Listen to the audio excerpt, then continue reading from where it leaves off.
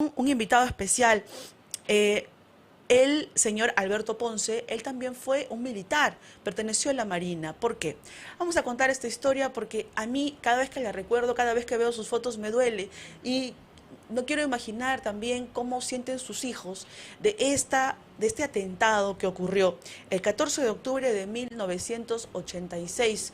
Un grupo terrorista siguió, prácticamente regló al almirante Carlos Ponce Canessa. Él fue asesinado a pocas cuadras de su casa. Alberto, bienvenido a PBO con Claudia Toro para hablar de esta tragedia, pero más que hablar de lo que significó para tu familia la muerte de tu padre y para el país entero, porque él fue un héroe nacional, es un héroe nacional, la muerte de Abimael Guzmán. ¿Cómo la han sentido ustedes como víctimas directas? Hola Claudia, buenos días. Muchas gracias a ti y a intermedio tuyo a tu audiencia. Quiero precisar, mi papá falleció el 5 de mayo de 1986, pero en este caso es irrelevante la fecha, ¿no? Para nosotros como familiares directos de una víctima del terrorismo, definitivamente una fecha como la que estamos viviendo ahora genera muchos sentimientos encontrados, ¿no? Particularmente a mí como Alberto, yo he tenido la oportunidad de cuidar a Abimael cuando ha estado preso, y para mí era un ser insignificante. Tú mirabas en su celda, era una persona que no valía nada. Con lo cual te puedo decir que la muerte de él a mí no significa nada. ¿Qué edad tenías cuando muere tu padre? Y porque luego de eso, 5, 6 años después, tú tuviste que ver cara a cara al asesino de tu padre, al líder cabecilla, a este terrorista. Sí, yo tenía casi 11 años. Varios años después, ya cuando entro yo a la Marina,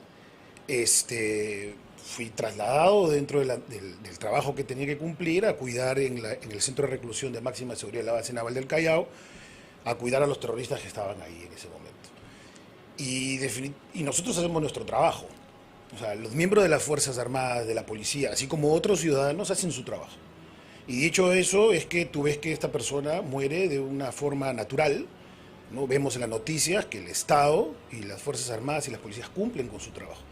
No hacemos ningún trabajo cobarde ni subrepticio como lo vienen haciendo ellos o lo han hecho en su momento. Cuando lo viste, ¿qué pasó por tu mente? ¿Cómo te sentiste? Es difícil, ¿no? O sea, tú estás ahí en una situación compleja, porque tú eres una persona de bien, ¿no? Y tienes enfrente una persona que no vale nada. Entonces, ganas de hacer mil cosas te pueden pasar por la cabeza. Creo que es natural. Sin embargo, al ser, repito, una persona de bien, tú tienes todo un pasado, tú tienes todo un futuro, tienes una familia, amigos, compañeros con los cuales tienes esa gran responsabilidad sobre los hombros de simplemente cumplir con tu trabajo, hacer las cosas correctas. El día que tu padre lo cercan, lo siguen, porque este auto durmió cerca de tu casa, pero nadie se dio cuenta de lo que estaba pasando alrededor de tu vivienda cuando interceptan a tu papá, al almirante Ponce, y lo asesinan. ¿Cómo fue ese día? Hay que ponernos en el contexto del año 86, ¿no? Claro. No existían redes sociales, no habían smartphone, con lo cual no había forma de transmitir una comunicación, un mensaje directo a los vecinos, ni nada. La comunicación y la información llegaba tarde a las personas, por obvias razones. A mi papá le agarró por sorpresa, ¿no? En la esquina de mi casa había un rompemuelle, mi papá baja la velocidad del auto para pasar el rompemuelle y es ahí donde lo emboscan, ¿no? Cobardemente, tirándole una granada en la llanta de adelante derecha del auto para que él ya no pueda seguir avanzando. Y como era común en este grupo terrorista, era atacar cobardemente y no permitir que la gente de bien se defienda, ¿no? Sin embargo, mi padre, que en su momento llevaba su revólver, se defendió, pero a veces los malos son más en esa situación. Claro, queremos ver los titulares de la época para que se recuerde cómo era y quién era el contraalmirante, que luego fue ascendido, fue un ascenso póstumamente, almirante Ponce, porque en ese tiempo, cuando se informó del asesinato cruel, cobarde de tu padre, fue noticia durante semanas, porque fue un ataque tan cobarde, pero tan insensible, nefasto, que impactó muchísimo en la sociedad de ese tiempo, porque hemos escuchado recientemente al saliente canciller Béjar decir que la Marina fue la que inició el terrorismo en el Perú, y esto caló mucho, y me imagino que también a ti, en memoria de tu padre, causó mucho dolor, y por eso tuvo que dar un paso al costado, pero tenemos a otras personas que minimizan y que quieren manipular la historia diciendo que fue una guerra interna, que hubo terrorismo de Estado. Esa palabra es nefasta. Cuando la escuchas, ¿qué sientes? Mira, yo siento a veces confusión y cólera, pero quiero tratar de entender el quién dice qué cosa, ¿no? ¿Con qué intención? Exactamente. Porque hay mucha gente que no ha tenido la oportunidad de leer o de enterarse o de prepararse para emitir una opinión.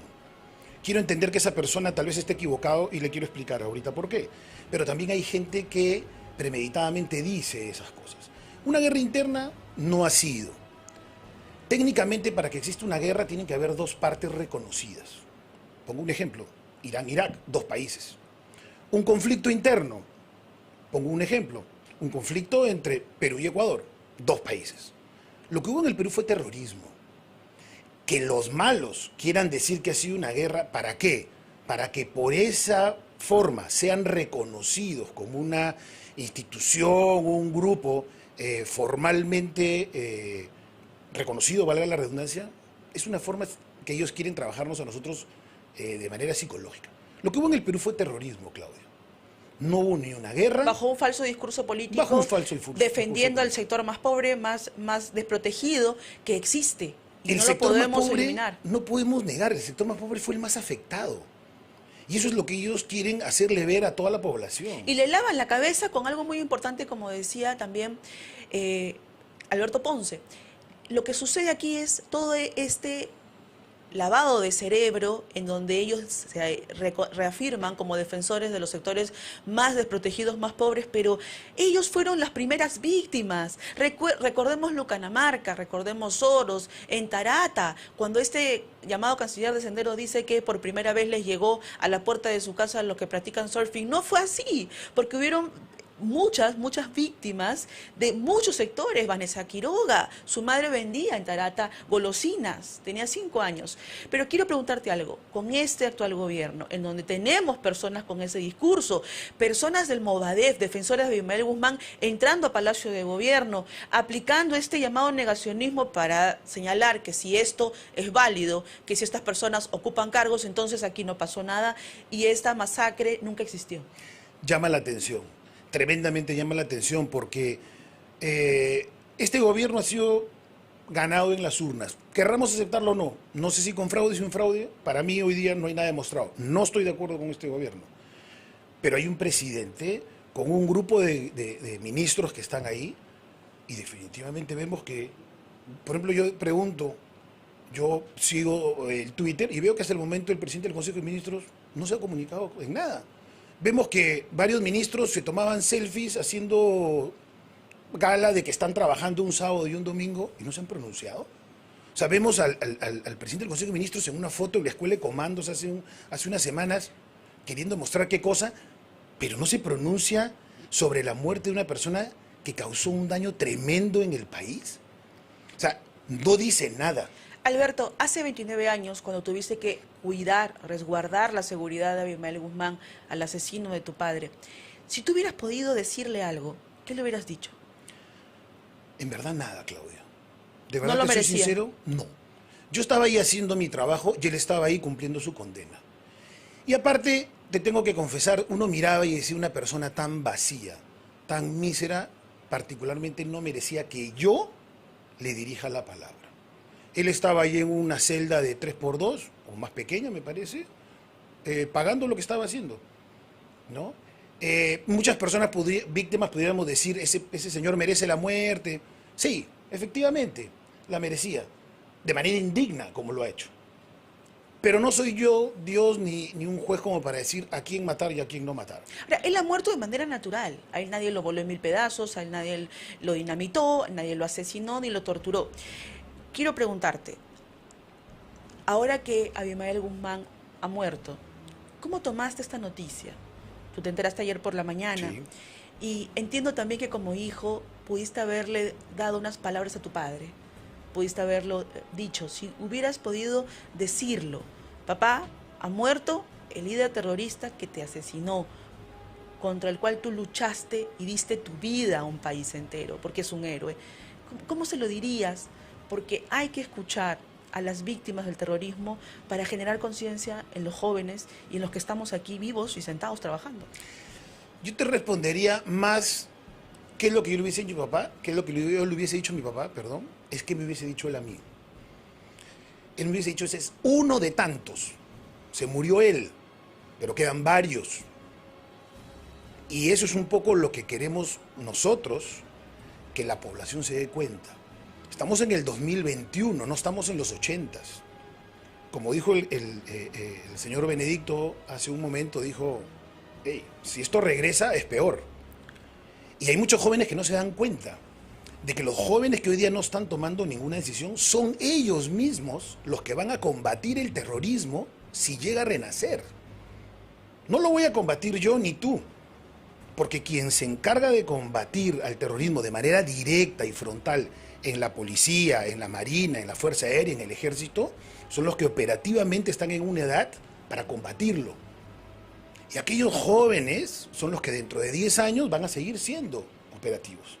Y es una responsabilidad importante de ellos exigirles a sus jefes que de cada uno desde su posición no permita que esto regrese. Llegado el momento, tú que has sido también militar, ¿volverías a luchar por defender el país? Mira, sí. O sea, creo que tenemos una labor como peruano de defender lo que nosotros consideramos que es correcto. Tenemos más de 30 millones de peruanos que hoy día, de una u otra manera, son víctimas de esta lacra, ¿no? Pero lo que están perdiendo es la memoria. Y eso es lo que no podemos permitir, ¿no? Para no olvidarlo, entonces, gracias, Alberto, por estar aquí. Gracias por tu excelente testimonio, porque el almirante Carlos Ponce todavía no lo hemos olvidado, está presente, y yo creo que con toda esta tenacidad que tú tienes al contar la historia, este valor que te das y el tiempo que nos brindas a los periodistas es valioso, es importante, porque eso hace que la memoria de tu padre jamás sea borrada de la historia del país. Te agradezco, Claudia, a ti. Definitivamente la memoria de mi papá no se ha perdido gracias a la Marina y a muchas personas. Esa foto que vemos ahí, quiero comentarte, es el día en el que mi familia le entregó a la Marina la espada de honor de mi papá, el revólver con el cual mi papá se defendió el día que lo mataron, para que esté en un museo de la Marina. Y es importante que la gente sepa el desprendimiento de mi familia en beneficio de los más jóvenes, para que conozcan la historia. Y nunca permitamos que esto repita. Claro, además porque tu padre fue un héroe nacional y tiene que seguir siéndolo, pero hay que reivindicarlo, hay que recordarlo. Si tú dices crear un museo, es positivo, pero también entregar la espada, desprenderte de un recuerdo importante de tu padre que podría estar en tu casa, pero tú lo has donado. Así es. ¿Y este desprendimiento, cómo se han sentido ustedes? Era una manera en la que nosotros como familia nos sentíamos con la obligación de desprendernos de unas cosas muy importantes que fueron para mi papá y para nosotros, para que sirva en que la gente nunca se olvide de esto acá. Y se lo entregamos a la Marina porque sabemos que lo va a cuidar con honor y va a permitir que los más jóvenes vean que esto acá no puede volver a repetirse. Así es, gracias Alberto. Estuvo Gracias con a ti, nosotros Claudia. en PBO con Claudia Toro, Alberto Ponce, hijo del almirante Carlos Ponce Canessa, un héroe nacional, un marino que entregó su vida para devolvernos la paz.